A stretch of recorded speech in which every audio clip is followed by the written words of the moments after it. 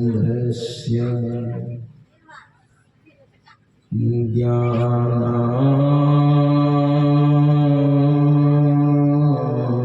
ज्ञानाञ्जन शलाकया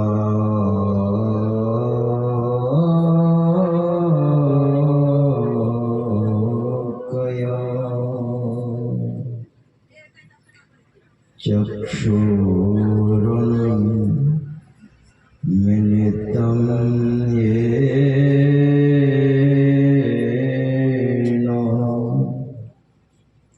तस्मै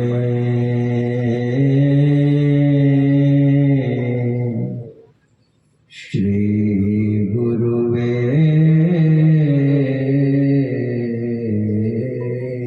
नमः।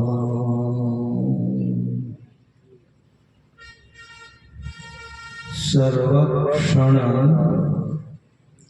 स्मरणीय अनंत श्री विभूषित परम पूज्य पाद सद्गुरु महर्षि लेहि परमहंस देव जी महाराज के पावन चरणों में कोटि कोटि नमन। इन्हीं के हृदय सम्राट परम पूज्य पाद संत बाबा शाही स्वामी जी महाराज के पावन चरणों में कोटि कोटि नमन। इन्हीं के वरद हस्त जिनके सिर पर सुशोभित हुआ अपने आवास में अवस्थित परम पूज्य पाद प्रधानाचार्य स्वामी श्री चतुरानंद जी महाराज के पावन चरणों में कोटि कोटि नमन। मंचस्थ श्रद्धास्पद परम पूज्य साधु चरण विद्वज्जन सज्जन वृंद आदरणीय माताओं तथा भक्तिमती बहनों, रिटर्निंग आवाज थोड़ा नहीं है, प्रेम से और जोर से कहिए श्री सद्गुरु महाराज की जय। संत मत के नियमानुसार संत मत के सर्वश्रेष्ठ और सर्वोत्कृष्ट ग्रंथ सत्संग योग से हम लोग पाठ सुन रहे थे। उन्होंने शांत कीजिए थोड़ा सा।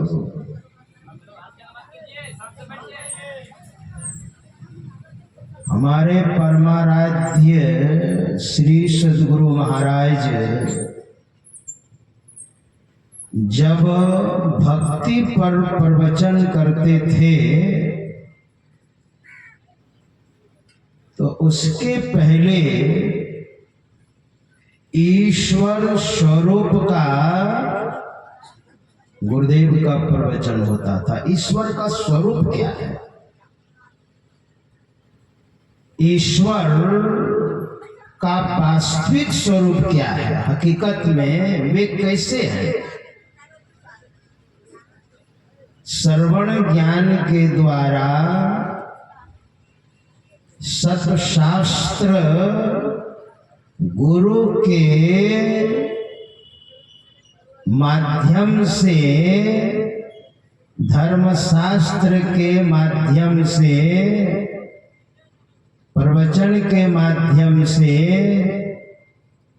अच्छे साधु संतों की सन्निधि में रहकर समझना होता है कि वास्तविक में ईश्वर का स्वरूप क्या है। जब तक आप ईश्वर के स्वरूप के बारे में नहीं समझेंगे, ईश्वर की भक्ति आप क्या करेंगे? और ईश्वर की भक्ति नहीं होगी तो आत्म कल्याण नहीं होगा। आपको समझना पड़ेगा। परम पूज्यपाद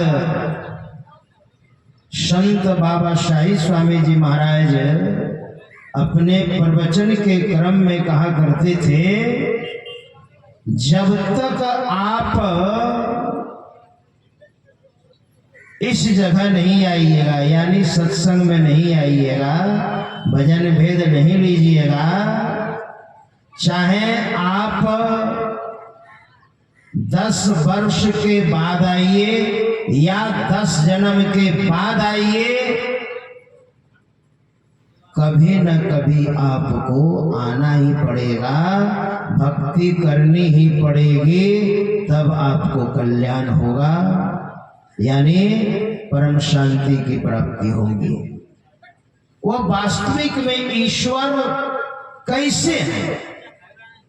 हम लोग जो सुन रहे थे, पाठ में सुन रहे थे, वेद भगवान स्वयं बता रहे हैं, जो भारतीय संस्कृति का मूल स्तंभ वेद है।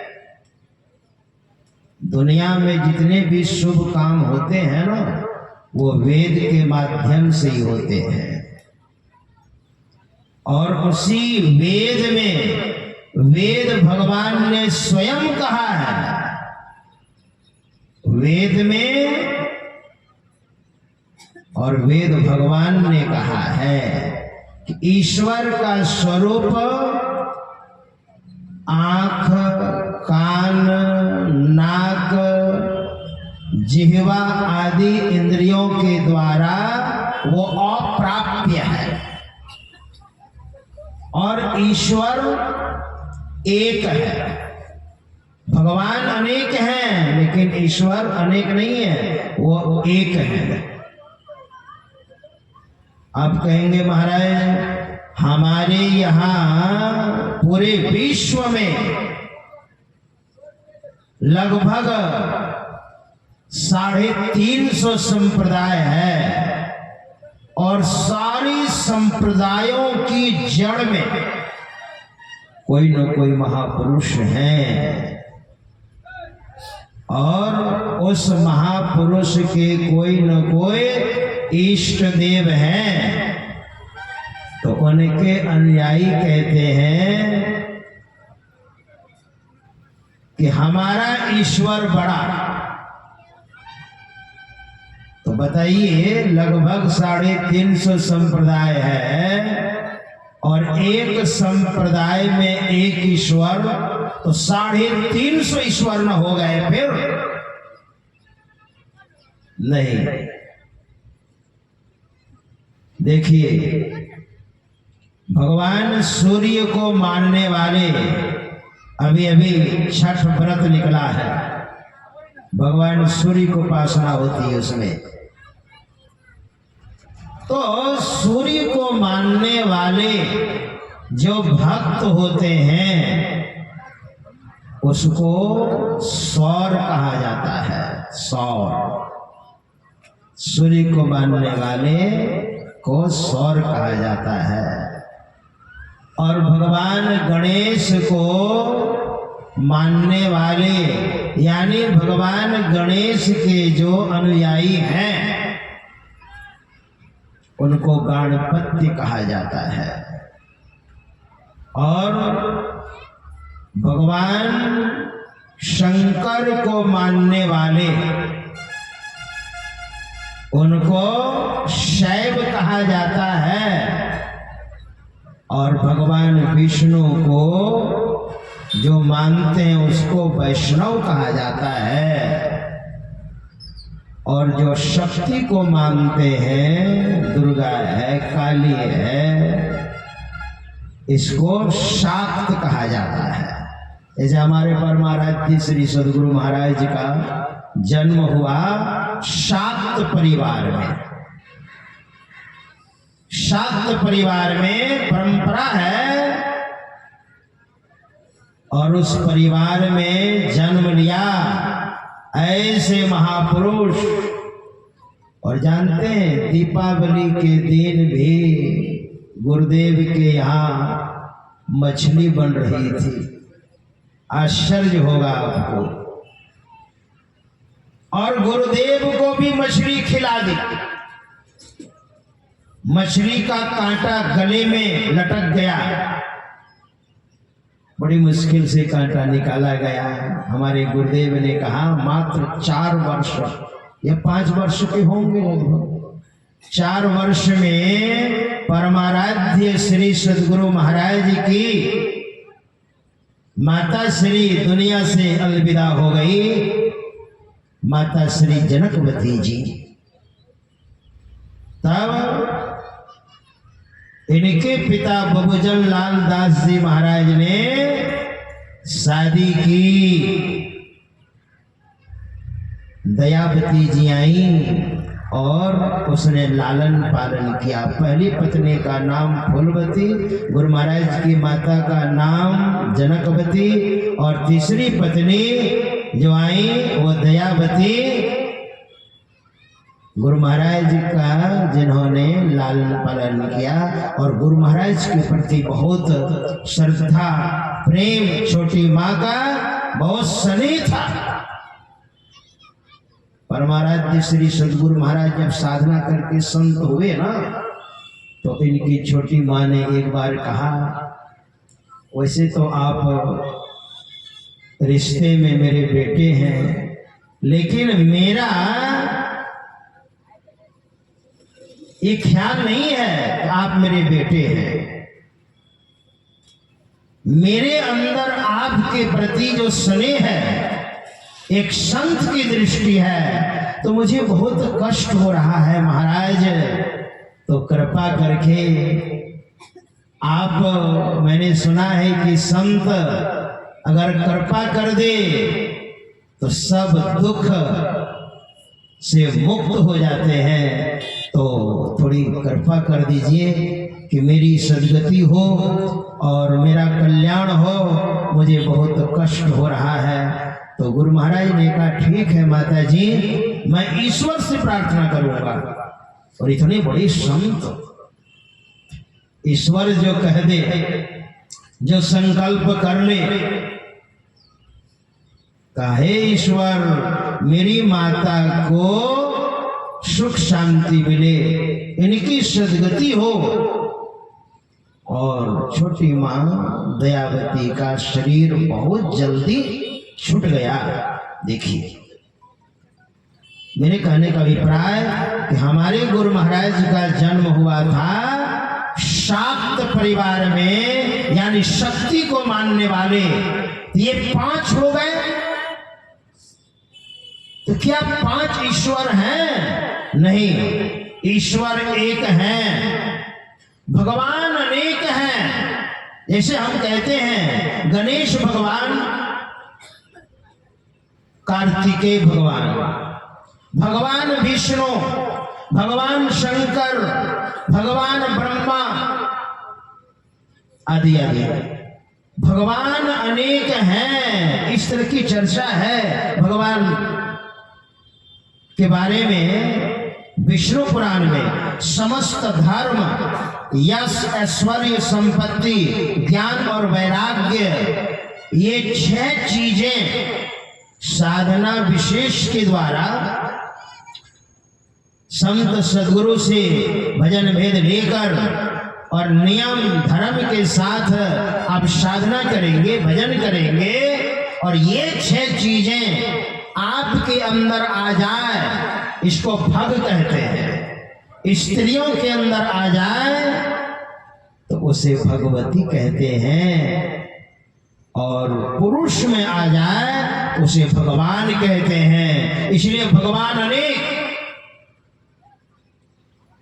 और ईश्वर एक हैं। ईश्वर सर्वत्र हैं, हर जगह है। लेकिन इन आंखों से हम नहीं देख सकते। एक बार देवर्षि नारद ने भगवान ब्रह्मा जी को प्रणाम किया। तो संपूर्ण संसार को जिन्होंने बनाया, भगवान ब्रह्मा जी ने संपूर्ण संसार का निर्माण किया है। तो प्रणाम करके कहा, पितामह आप भी सर्वेश्वर हैं, जगदाधार हैं, सर्वनियंता हैं, सर्वेश्वर हैं, सर्वज्ञ हैं, सर्वांतर्यामी हैं, घट घट में आप व्यापक हैं, आपके सिवा और कोई नहीं है ना महाराज। भगवान ब्रह्मा जी ने हाथ जोड़ लिया। नारद बाबा ने कहा, आप हाथ जोड़ रहे हैं, आपसे भी कोई बड़े हैं क्या, आप हाथ जोड़ रहे हैं? कहा, हाँ हमसे बहुत बड़े हैं, इतने बड़े हैं कि उन्हीं के आदेशानुसार मैं ब्रह्मा, विष्णु, शंकर, ये तीनों उस सर्वेश्वर, परमेश्वर, जगदाधार, सर्वनियंता, सर्वज्ञ, सर्वांतर्यामी, उन्हीं के आदेशानुसार हम तीनों हर समय 24 घंटे उस परम पिता परमात्मा के सन्निकट रहकर हम कार्यान्वित रहते हैं। तो पहले हाथ जोड़ लिया ब्रह्मा जी ने, वो बहुत बड़े हैं। तस्मै नमो भगवते वासुदेवाय धीमहि यन्मायया दुर्जयया मां ब्रुवन्ति जगद्गुरुम। मैं उनकी वंदना करता हूँ, तस्मै नमो प्रणाम करता हूँ, मैं उनकी वंदना करता हूँ। और वंदना ही नहीं, धीमहि, मैं उनका ध्यान करता हूँ। भगवान ब्रह्मा जी ने संसार का जो निर्माण किया है ध्यान के बल पर। तुलसी बाबा ने भी लिखा है, तप बल रचाई प्रपंच विधाता, तप बल विष्णु सकल जगत्राता, तप बल शंभु करहि संहारा, तप बल शेष धरहि मही भारा, तप आधार सब सृष्टि भवानी, करहि जाय तप असजिय जानी।